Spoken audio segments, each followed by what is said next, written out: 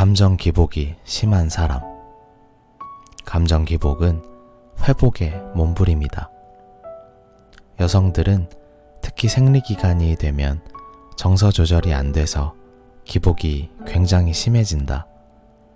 이걸 고대 그리스에서는 히스테리라고 불렀다.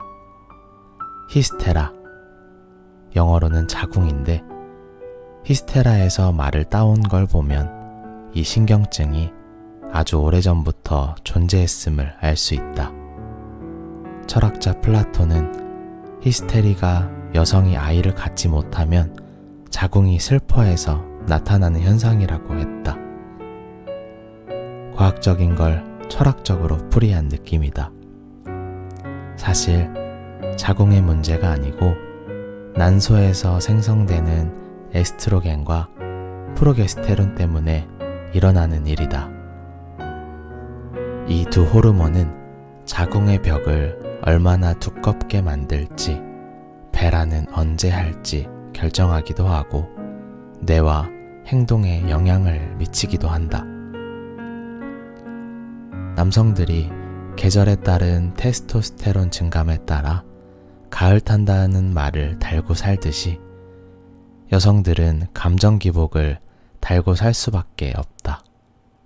정말이지 여성이 이성적으로 사고할 컨디션이 완벽한 생체 시간은 한 달에 일주일밖에 없는 것 같다.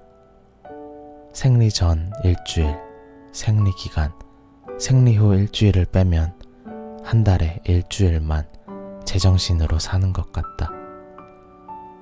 여성들이 매달 호르몬의 격동을 겪으면서도 자신의 의지대로 삶을 끌어가고 있는 것은 실로 경의를 표할 만하다.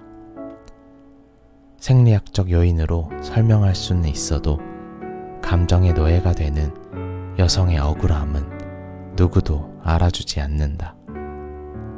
예민한 사람들은 특히 평소에 자기와 몸의 대화를 얼마나 잘 나누느냐에 따라 이 기복마저도 조절이 가능하다. 몸이 호르몬 지배에 들어섰음을 알아차리기만 해도 감정을 컨트롤할 수 있게 된다. 자기 몸에서 일어나는 호르몬 변화에 민감하게 반응하는 것은 몸과 마음을 진정시켜 다시 정상 궤도를 찾아나가는 일련의 과정이기도 하다. 요컨대 감정의 기복은 회복을 위한 몸부림 같은 것이다. 어떤 파티에서도 와인도 한잔해서 텐션이 한창 올라가 있을 때였다. 신 대표 조울증 있지? 중소기업을 운영하는 어떤 분이 다소 진지하게 말을 걸기에 살짝 장난기가 동했다. 당연하죠. 조증만 있으면 그게 비정상이죠. 난 매 순간 웃음과 행복으로 가득한 시간을 살고 싶은 욕구가 충만하다. 누구를 위해서가 아니라 그 시간을 만들어가는 게 너무 즐겁다. 그렇게 뻗치는 나의 하이텐션을 신기하게 보는 사람들도 많다. 없는 텐션을 끌어내는 것은 한두 번은 가능할지 몰라도 매번 그럴 수는 없다. 적절하게 필요한 만큼 텐션을 유지하기란 진심이 아니고서는 어림없다. 흉내낸다고 할 수 있는 텐션이 아니다.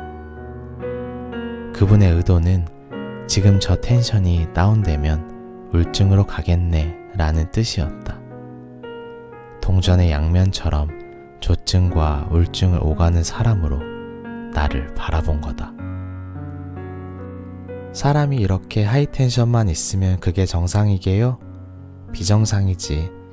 이 세상 모든 자연 섭리에는 음양이 있는 것처럼 올라갔으면 내려와야 되고 내려갔으면 올라가는 감정 기복은 당연한 거예요.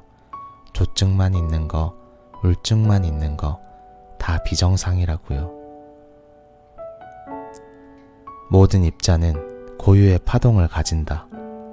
에너지를 가진 모든 것을 파도가 일렁이는 높고 낮음의 규칙적인 흐름으로 그릴 수 있다. 그 에너지의 파도의 높고 낮음을 파고 한 파도 주기를 진폭이라고 한다. 음성 녹음 파일을 분석하는 그래프를 상상하면 되겠다. 세상에 존재하는 모든 물질이 이러한 고유의 높고 낮음이 있는데 하물며 우리는 인간이다. 순간에도 하루에도 1년에도 평생에 걸쳐 높낮이가 생길 수밖에 없다. 그것이 눈에 보이는 건강이든 눈에 보이지 않는 감정이든 타인과의 관계든 이게 일자라고 상상해봐라. 우주에 그런 것은 없다. 당연히 있어야 할 진폭인 것이다. 감정의 기복을 자신의 진폭이라고 규정하고 살금살금 고양이처럼 조용히 접근해보자. 테러나 전쟁 같은 엄청 무시무시한 일들을 포함해서 아주 작고 사소한 일들까지 모두 다 감정의 지배 아래 있다. 언제나 무슨 일이 생길지 모르기 때문에 제일 먼저 할 일은 파고의 높낮이를 줄여서 평균 진폭이 크지 않는 상태로 만드는 것이다. 영업을 하는 사람이 큰 계약을 성사시키거나 운동선수들이 메달을 딴다든지 하는 예상치 못한 기쁜 일들이 생기면 급작스런 흥분 상태에 돌입하기 쉽다. 이와 비슷한 흥분 상태가 되면 나는 속으로 이렇게 속삭인다. 지금 너무 기분이 좋지? 이 기분을 조금만 덜어내서 저축하자. 나쁜 일이 생겨서 저 바닥으로 파고 들어가 웅덩이가 생기면 지금 떼놓은 기분으로 그 웅덩이를 메울 수 있게. 블룩솥은 꼭대기 행복을 싹둑 잘라서 조금 덜 누리고 넣어두자는 뜻이다. 나만 운영하는 감정은행.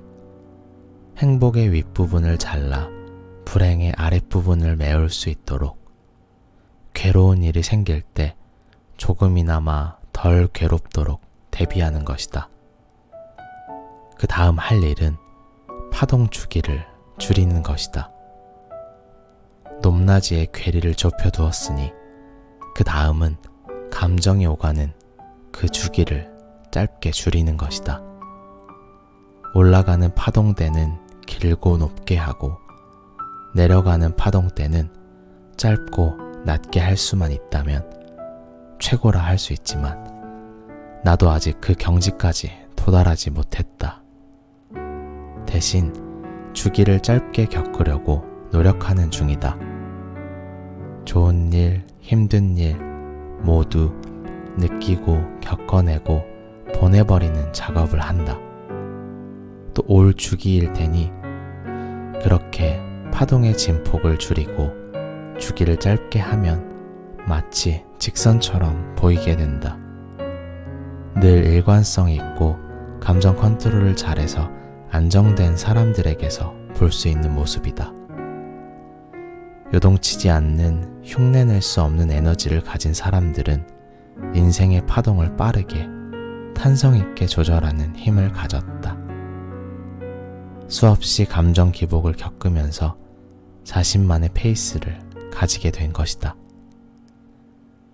덧붙이자면 그 파동의 연속선을 기준선에서 위쪽에 둘 것인지 아래쪽에 둘 것인지도 선택의 몫이다. 이왕 기복이 있는 세상의 플러스 쪽에서 긍정의 힘으로 겪어나갈 수만 있다면 더없이 행복하지 않을까. 너무 좋을 때는 맞아, 나중에 안 좋을 때도 있지, 그럴 때 써먹어야지 하는 이런 생각으로 좋은 감정을 넘쳐 흐르지 않게 감춘다. 너무 나쁠 때는 맞아, 그때 나 참 좋았지, 그 사람이 고마웠지, 이런 생각으로 나쁜 생각을 좀 누그러뜨리면 된다. 내 감정 파동 모습을 상상해보자.